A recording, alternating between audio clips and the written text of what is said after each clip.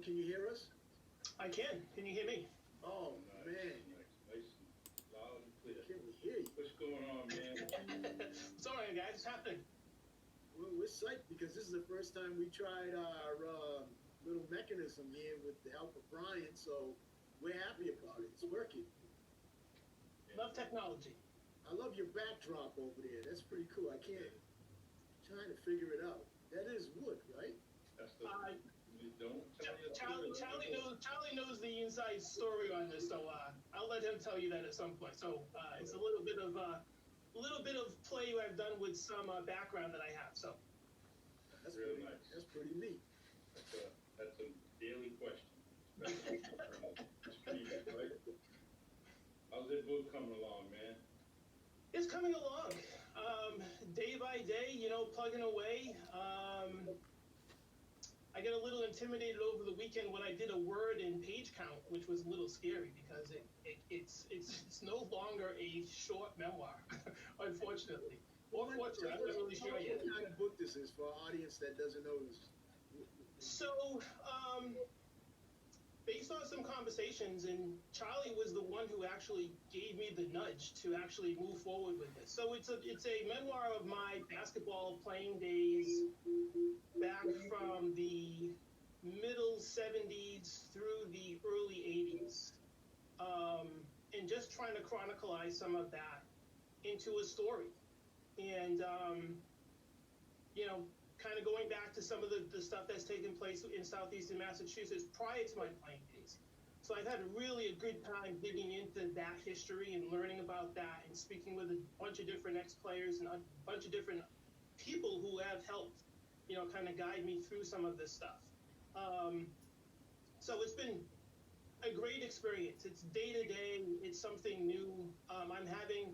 I really enjoy the research part of this more than I'm actually enjoying some of the writing sometimes, because the writing can get to be hard and tough to actually get it on paper. But I've had, great support with Charlie, some of my friends, some of my family, including my wife, who have been acting as editors and proofreading this for me. And, I keep on asking the big question is, besides my immediate family, would anybody be interested in this? So I know that's a sort of a young person coming to this as far as writing experience, and that's always the question that gets asked. But so that's where I am. So Michael, where are we going to see the book? What do you anticipate putting the book so everyone can see it? So I thought I could get this done when Charlie and I spoke about this a little while ago. I thought I could get it done before the first of the year, and that was impossible because part of it just needed to be the planning of it, and I hadn't done that. I was sort of just typing, and I went through about a couple of weeks worth of pulling things together and just kind of outlining it, which was a task in itself. So I'm guessing late spring, that I'll be done by the time, Charlie passed on a resource to me for an editor, so I've spoken to her a couple of times, which has been a great help just getting reassured about what my path is. But yeah, as I mentioned earlier, this has turned into a big project. And I don't know if I'm sort of debating at this point, is there a book one, book two? I don't know. Just because of the fact that I've just sort of my estimation that it's big. It's quite large. Well, that's the first book is always the one that you're most proud of, and you continue to do that, and never stop at book one. There's a lot of stories out there, and there's a lot of basketball stories that you shared with me, and I think you should continue to share even the ones that you're missing in book one.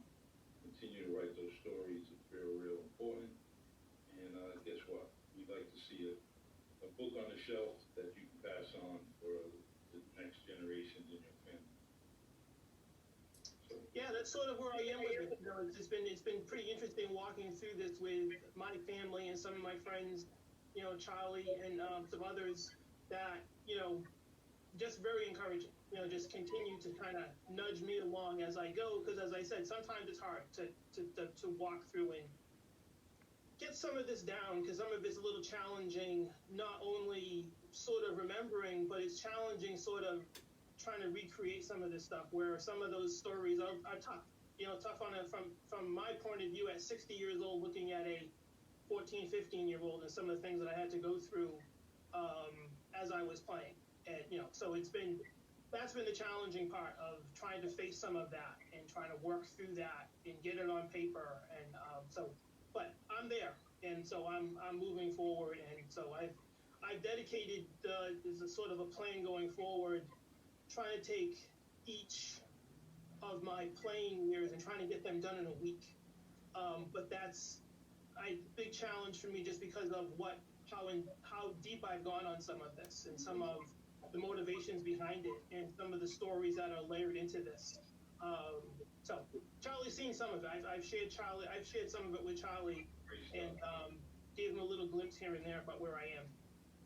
One thing I'm definitely going to look forward to is the cover that you're going to have on your book, because with this perspective thing that you surprised us with, I'm looking at it and I'm going, well, maybe, there'll be a basketball hoop or something on the top. So when you look at the book, you'll look like you're looking up at the hoop with your face in it. So I think you're going to come up with something really cool. That cover is going to be attracting a lot of people who want to read your book. It's a great book cover. Michael, as always, you continue to support WNBone every single week. And I want to first say that thank you. It means a lot to us here at the station. And continue to jam and make your neighbors bang on the wall. Yeah, that hasn't gone over so well sometimes. When I had to pump through my smart TV, which was a little bit intimidating for my neighbors about what was going on. But yeah, it's been pretty cool to kind of visit with you guys once a week. And I shared with Charlie that you guys are really good with one another, and you guys play off one another great, either through this format or doing podcasts. So I really enjoy just watching both of you interact with one another. So that's been pretty cool. Well, sometimes, Michael, it's not always easy.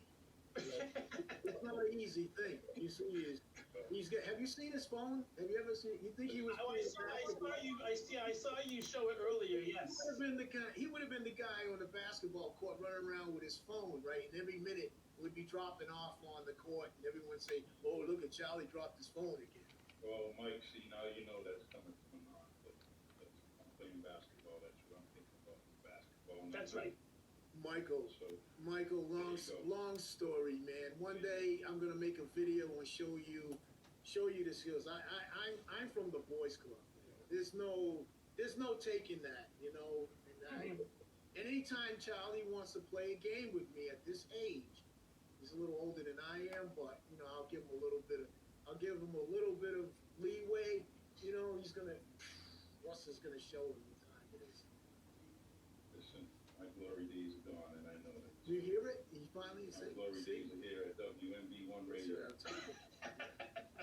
Michael, thank you very, very much, man. I really appreciate this interaction with you on WNBone. Thank you as well. And, all right, guys. Let's do this again, bro. Thank you. Absolutely. Take care. Take care. Bye-bye. Bye. All right. Well, Amelia requested George Duke, so we have George Duke. That was a great call.